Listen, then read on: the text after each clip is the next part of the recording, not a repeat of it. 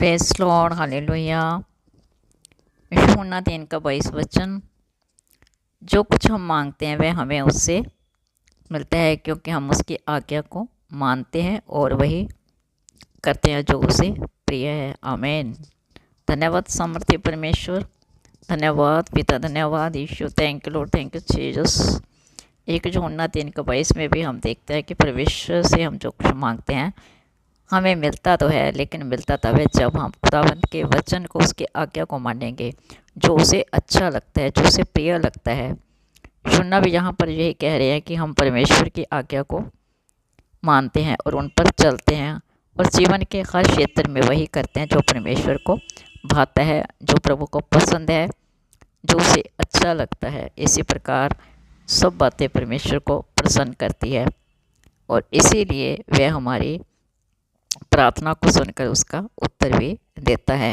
यानी परमेश्वर के वचन को हम जब बोलते हैं, प्रभु से बात करते हैं प्रार्थना के जरिए, तो परमेश्वर हमारी मांगें पूरी करता है। लेकिन तब जब खुदावंद के वचन से हम प्रभु की इच्छा को पूरा करते हैं, प्रभु की आज्ञा को पूरा करते हैं, तब परमेश्वर हमारी प्रार्थना को सुनकर उसका उत्तर देता है।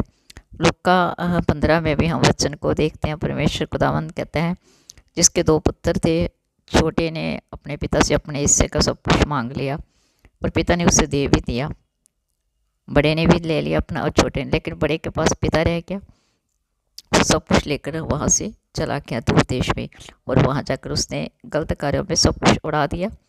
जब सारा कुछ गलत कामों में उड़ा दिया तो कंगाल हो गया और इतना कंगाल हो कि उसे किसके घर में नौकर की नौकरी करनी पड़ी, जिसके घर में खुद वह नौकर रहते, लेकिन वह किसी घर में नौकर की नौकरी करने लगा। वहाँ पर भी उसे कुछ खाने को ना मिलता था।